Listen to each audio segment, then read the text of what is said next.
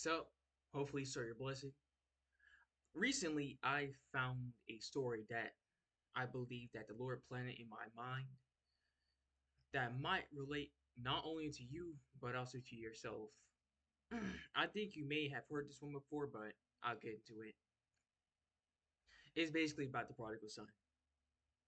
So basically, it says here that the younger one said to his father, "Father, give me my share of the estate." Keep in mind, they lived in a rich household with a bunch of servants and stuff. All right, moving on. So there was a younger and older brother, one that was older and one that was younger. The younger one basically just asked for his property very early, which apparently meant that he wished his father dead. Don't quote me on that. And so he divided the property between the older brother and the younger brother. Not long after that, the younger son got together all he had, set off for a distant country, and from there he spent all his money in crazy living.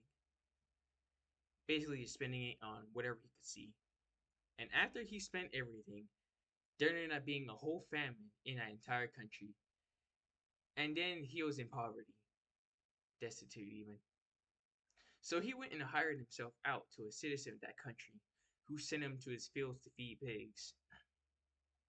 And he wished he was full again. He wished he could fill his stomach with whatever the pigs were eating that he was feeding. But nobody gave him any food because he left. And when he came to his senses, he said, "How many of my father's hired servants will have food to spare? And here I am, starving to death." Basically saying, even the servants eat better than this. And so he decides to go back to his dad's house and say to him, "Father, I have sinned against heaven and against you. I am no longer worthy to be called your son. Make me like one of your hired servants." So he got up and went to his father.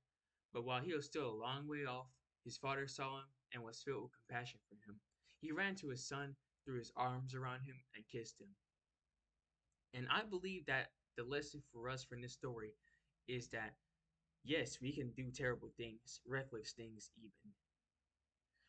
But for the most part, if we're willing to come back, then the Lord will greet us with open arms and start all over again. Don't let the enemy think that you're too far gone.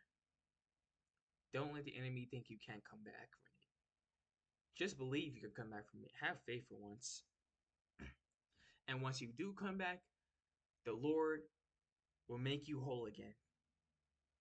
Anyways, that was it, man. Have a good one.